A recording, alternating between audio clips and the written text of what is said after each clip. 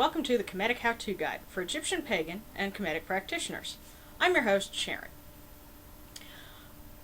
Our originally scheduled programming was going to be for an episode on Hika, which is Egyptian magic, and some of the basic materials.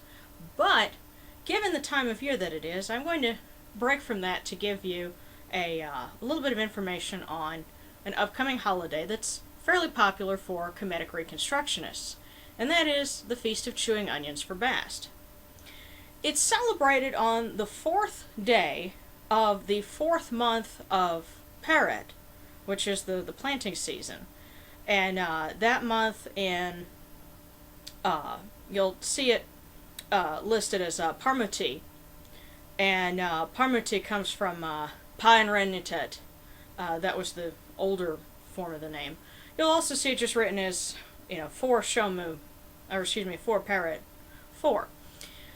Depending on when you celebrate New Year's, that date on our calendar would be either late February or early March. Apparently, Neos Alexandria observes it in mid-April, but you'll have to check with the Neos Alexandria website, for more information on that.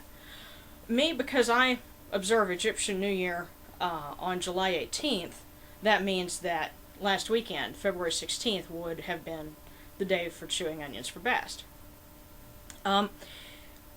If you want to figure out more about the Egyptian calendar, I've broken it down in Following the Sun, and I did a much better job, actually, in Circle of the Sun, because if you understand the basics of the Egyptian calendar, then it's fairly easy to figure out, or hopefully fairly easy to figure out, the dates from there. Now, the thing with the Feast of Chewing Onions for Bast, or Bastet, there's variations on how to say her name.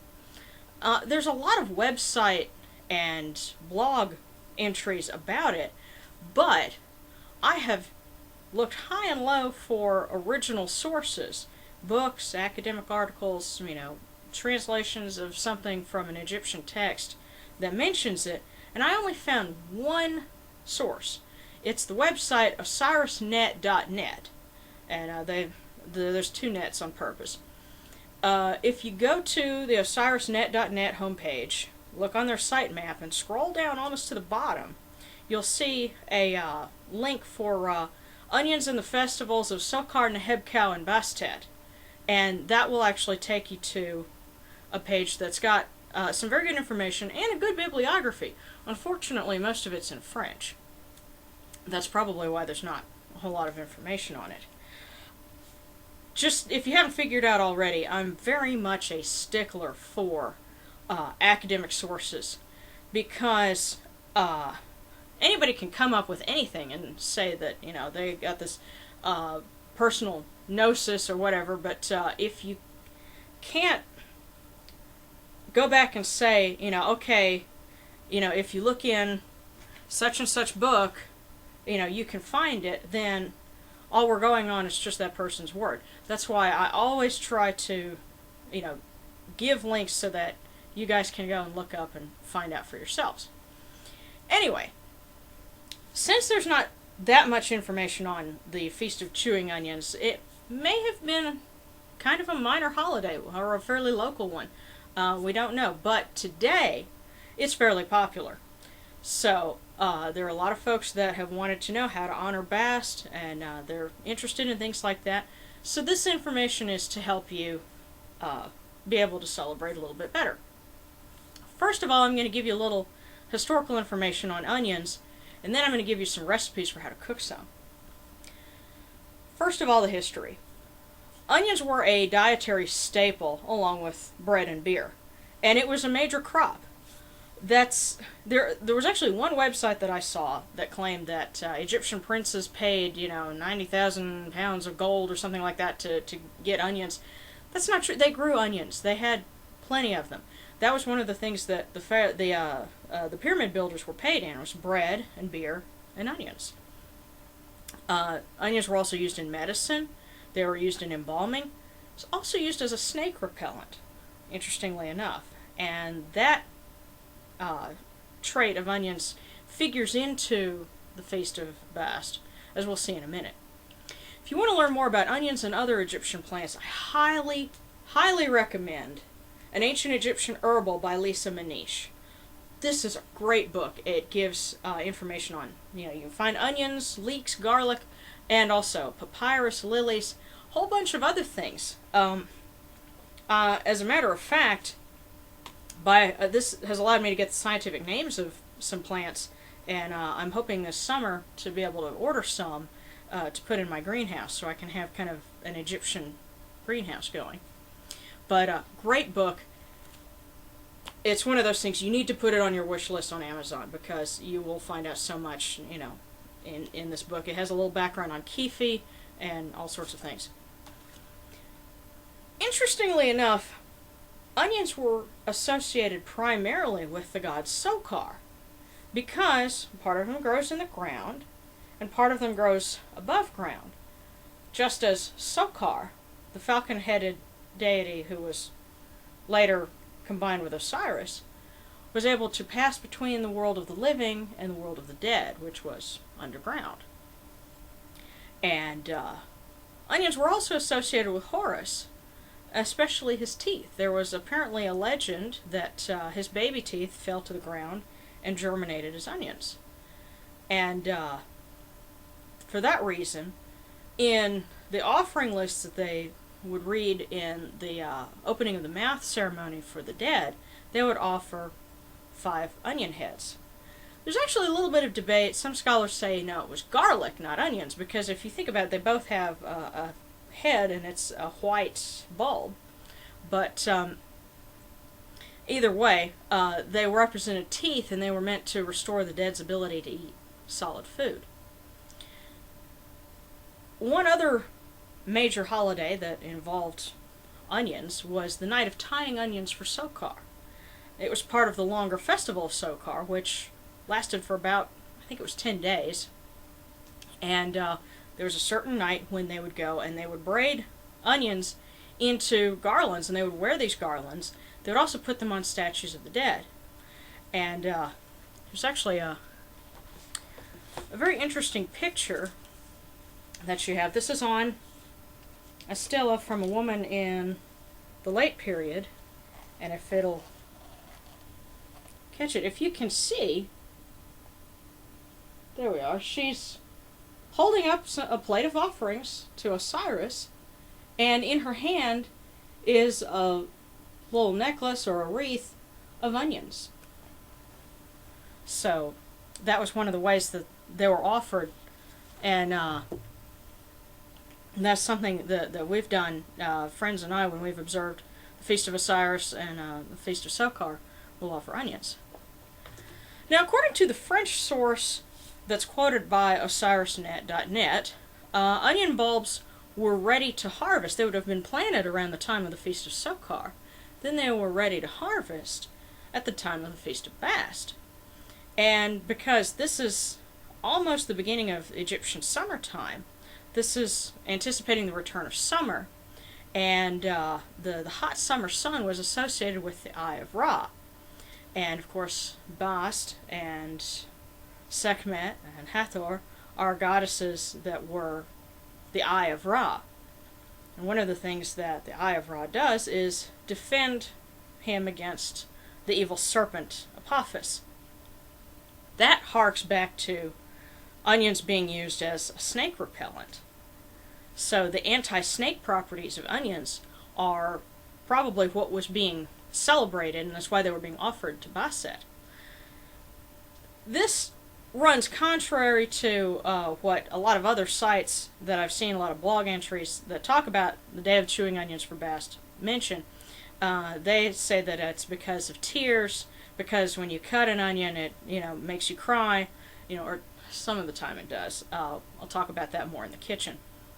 And of course, humanity came from the tears of the Eye of Ra, hence Bast or Sekhmet. But according to the cited sources that I found on OsirisNet, more importantly, Bast helped Ra to fight off the evil one, and onions were a symbol of her power against the forces of evil. So I think that may be the more a historically accurate interpretation of the Feast of Chewing Onions for Bast. So, with that in mind, let's go make some tasty snake repellent for Bast, shall we? So let's get our Iron Chef on, shall we? First of all, something to remember for those of you Reconstructionists out there. The kind of produce that we have today is not the same thing as the ancient Egyptians used. It's the same plant, in some cases, the same species, but it's a different cultivar, or a different variety. A lot of times these things are bred for higher yield, for faster growing. A lot of them aren't even the same as the kinds of things our great-grandparents would have grown. But, you know, what we have now comes in several varieties when we're talking about onions. First one is red onions, and I've got some pre-cut ones here. These are kind of a sweet onion. They're really good eaten raw or grilled. Grilling kind of brings out the sweetness. If you notice when you go to Subway, the onions that you can get for your sandwich are red onions because they're really good eaten as is. Another kind of onion is yellow onion. This is also a sweet onion. It's used in onion rings, onion petals, bloomin' onions, Texas tunions. You know, wherever you go and you get some kind of battered onion, it's probably a yellow. Yellow is different from white onion, which is this one right here. This is a big one too. This is your good all-around onion, good for cooking, raw, baking. Something interesting that you may find if you do any kind of cooking and you happen to use a red onion, they tend to turn blue if you put them in, say, a soup or some kind of a sauce and simmer them long enough. That's why they're better for, you know, fresh dishes. But last but not least, we have green onions, aka scallions. These look the most like the onions that you see on plates full of offerings in Egyptian texts or Egyptian artwork. And as a matter of fact, bundles of these kind of onions are what my friends and I use when we do a feast of Osiris or Sokar. These are really good for salads, for accents. You want to take them and chop them up. Don't cook them too long, they tend to break down, but they have a different flavor from the other onions. So what do you say we get a few recipes going using some of these onions? First thing I'm going to demonstrate is, and we're going to be using aluminum foil, some kebabs and a Japanese dish that uses onions and garlic. One thing at a time. First of all, if you're going to use bamboo skewers to make kebabs, it helps to soak them in water first so that they don't burn as they get hot. With these, I just took them and wrapped them in a wet washcloth to let them get down. We're going to go with some red onion for this because that's the tastiest kind for grilling. And come here. What I'm doing, when it comes to cutting an onion, first thing you want to do is you chop off, actually let me get the other one here. I'm going to be using this yellow one in just a minute.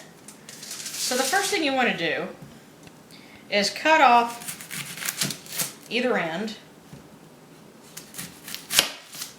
That makes it easier to peel the rest of the rind off. You may actually have to just score the outermost layer so you can peel all that off. Another interesting thing to note, if they're really fresh, they're really potent. Those tend to make you cry more. The older they get, they're not quite so stout. And this one, thankfully, isn't quite so bad. One thing that'll help is, if it's a really strong one, just as you're cutting, once you've got this rind, go take it and get rid of it, dispose of it so that it's not, you know, making you water your eyes out. See, by cutting the end off, you've got a flat surface. That makes it easier to cut this onion. Start halves, quarters, you know, whatever system ends up working for you, just be careful, pay attention to what you're doing. You're cutting an onion, not your fingers.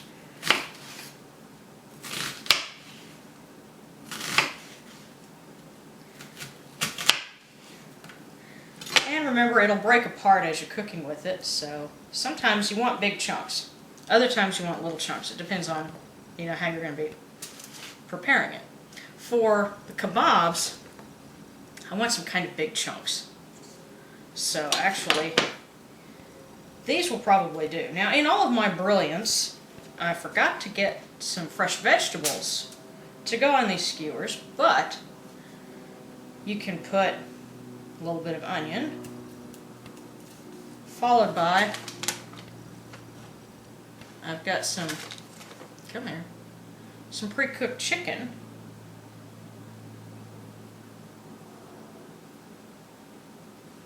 And some dried shiitake mushrooms. All you do is you just take them, it's dripping all over the place.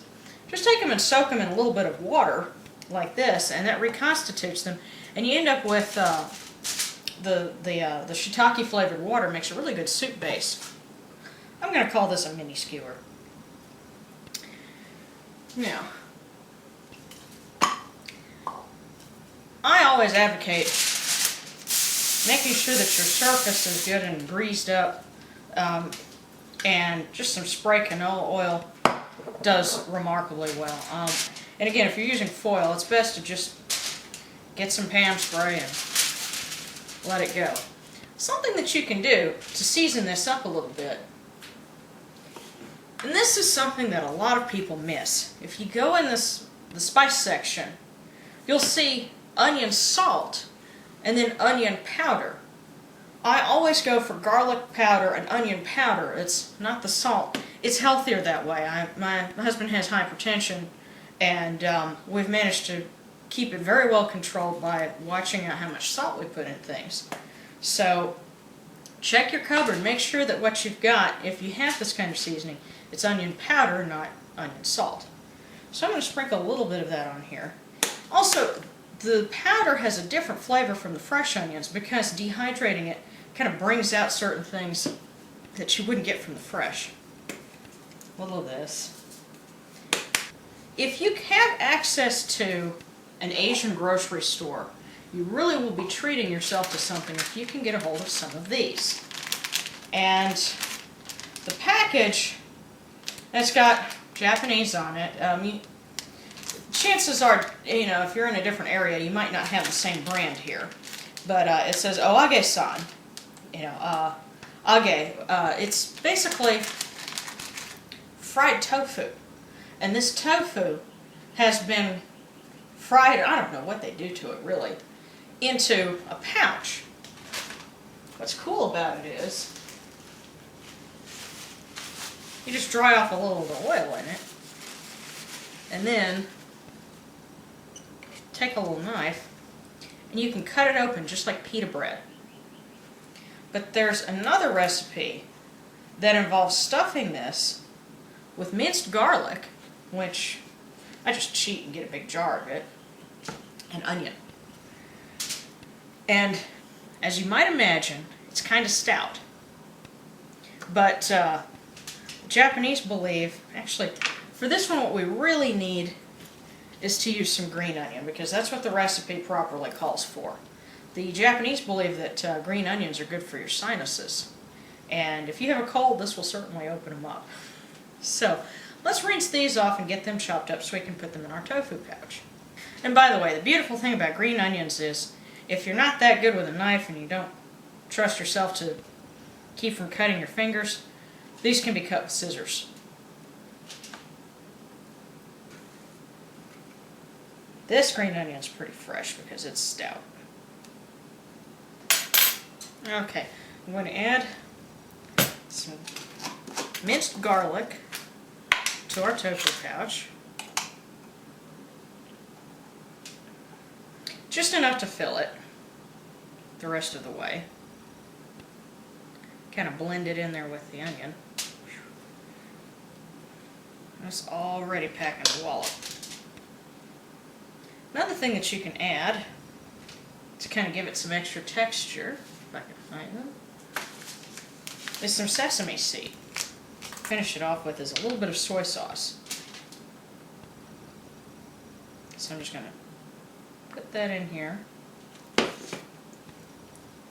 Fold that down. And we're going to broil both the tofu pouch and the skewer in the toaster oven. And it depends on what kind of toaster oven you have. This one is a Black & Decker, and it has a setting for broil, so we're just going to put it in there until everything starts to brown. By the way, another thing that you can do before you put something like a skewer into the oven is drizzle a little bit of olive oil on it. Just because it's chicken doesn't mean it has to be dry. But for our next recipe, we're going to turn to a skillet. So again, grease it up.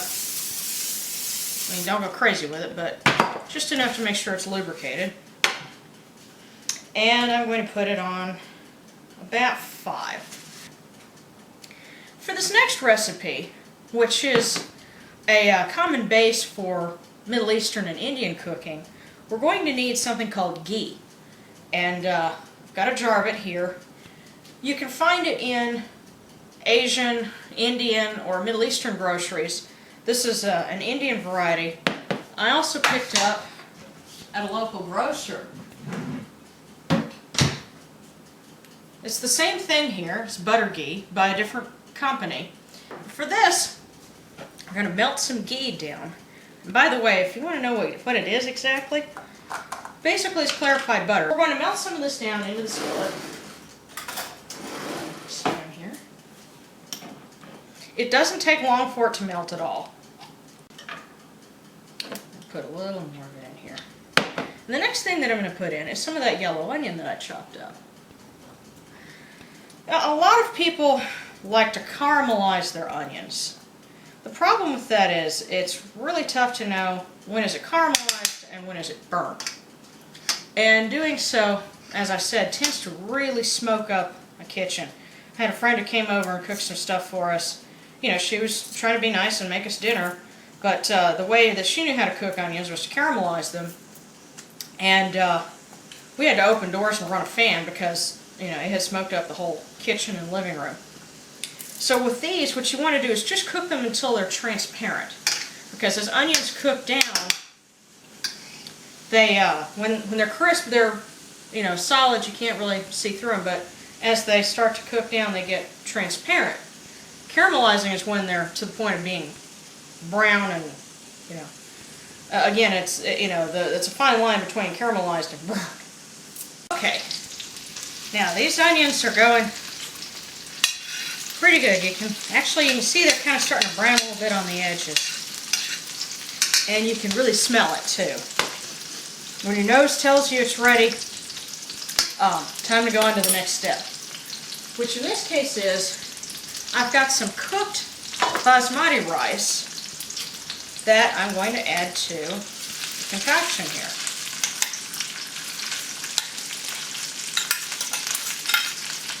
And this is the point where you really have to watch out about it potentially spitting at you. You certainly don't want to be trying to cook while you're not fully dressed. That's kind of a dangerous prospect. You know, some people have said don't cook bacon topless.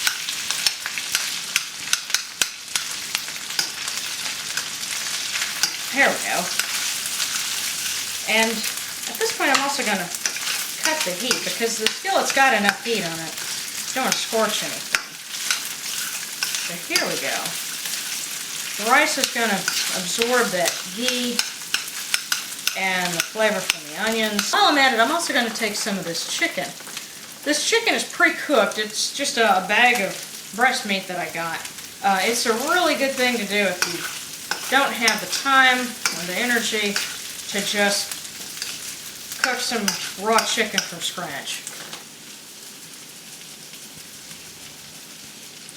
I've also got a thing of Caribbean seasoning that's made specifically for chicken. So I'll throw a little of that in there too.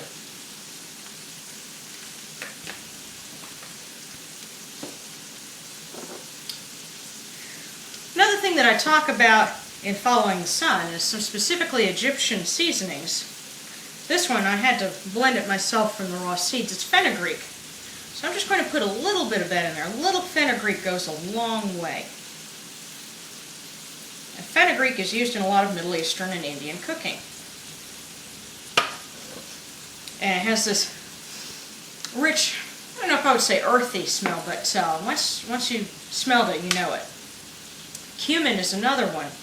Cumin is used a lot in Southwest cooking nowadays, Tex-Mex, but cumin originally comes from Egypt. Now I've turned the heat off of the skillet. The burner is no longer on, but there's still plenty of residual heat to let everything cook down, let all the seasonings marry.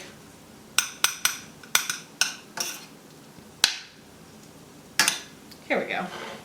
And I don't know if you can see that, but and if we want to give it a little bit of an extra push, now is the point where we would add some more green onion. So let's chop up a little more of that to put in there. And a few minutes ago, our toaster oven dinged, so here's the result. Again, I'm getting a lot of backlight on this, but check out our shish kebab. It smells pretty good.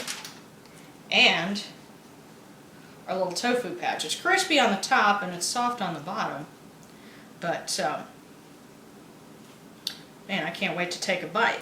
But we're going to offer these to Bast first, so we'll eat them after she's done. But there you have it. This actually could be a basic meal. You've got your rice pilaf with onions and chicken, your Japanese tofu pouch, and a shish kebab with red onion. Hopefully this will give you some really tasty options if you want to make offerings and celebrate the Feast of Chewing Onions for Bast. And who knows, maybe this will give you some ideas for more cooking that you can do through the rest of the year. Something that I always try to tell people when it comes to making offerings, if it's something that you enjoy, then that makes it even better as an offering, because it's from the heart. You're sharing your love and your enjoyment of the food, and thanking them for, the ability to eat all of these good things. And it just makes the reciprocal nature of the offerings that much better. So for the Kemetic How-To Guide, this is Sharon, wishing you bon appetit and sanibti.